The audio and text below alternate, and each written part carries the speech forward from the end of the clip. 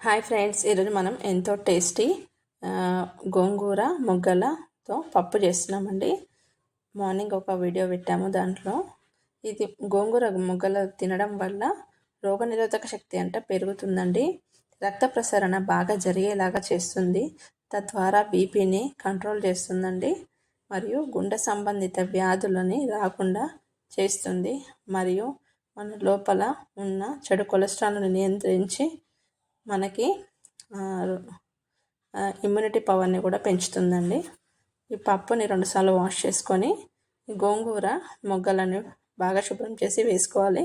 అందులో పసుపు, కారం, టమాటాలు వేసి 4 టమాటాలు వేసి 5 విజిల్స్ అయితే ఇప్పియాలి. వాటర్ బాగా పోసి తర్వాత పప్పు అయితే ఉడికిపోయిందండి. కొంచెం సాల్ట్ వేసి బాగా రుద్దాలి. దీన్ని మెత్తగా కొంచెం వాటర్ వేసుకోవాలండి, మరీ ఎక్కువ వాటర్ వేయొద్దు. పుల్ల పుల్లగా టేస్ట్ అయితే చాలా బాగుంటుందండి పప్పు. పిల్లలకి ఇలా చేసి పెడితే తింటారు. టేస్ట్ కూడా చాలా బాగుంటుంది.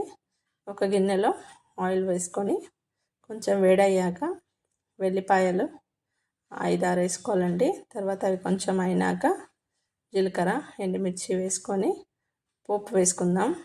టేస్ట్ అయితే చాలా బాగా సెట్ అయిందండి. పుల్ల పుల్లగా చాలా డిఫరెంట్గా మంచిగా ఉందండి. ఇప్పుడు ఎండుమిర్చి, జీలకర్ర, ఆవాలు అన్నీ వేసి కొంచెం కొత్తిమీర, కరివేపాకు వేసి పప్పుని రుద్దాం కదండి, అది కూడా దీంట్లోనే వేసి ఒక 10 నిమిషాలు అయితే స్టవ్ పైన పెట్టేద్దాం. తర్వాత కొత్తిమీర వేసి స్టవ్ ఆఫ్ చేసుకోవాలి.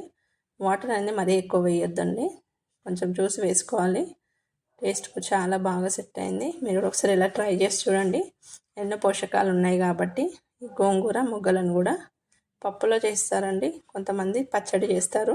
మరొక వీడియోలో పచ్చడి కూడా చూపిస్తాను. ఓకేనా ఫ్రెండ్స్, గోంగూర మొగ్గలతో సర్వ్ చేశాను. టేస్ట్ ఎమ్మీగా సూపర్గా ఉంది. వీడియో నచ్చితే లైక్ చేయండి, షేర్ చేయండి, సబ్స్క్రైబ్ చేయండి ఫ్రెండ్స్. మరొక వంటకంతో మీ ముందుకైతే వస్తాను. Take care, bye, have a nice day. Thanks for watching అండి. బాయ్.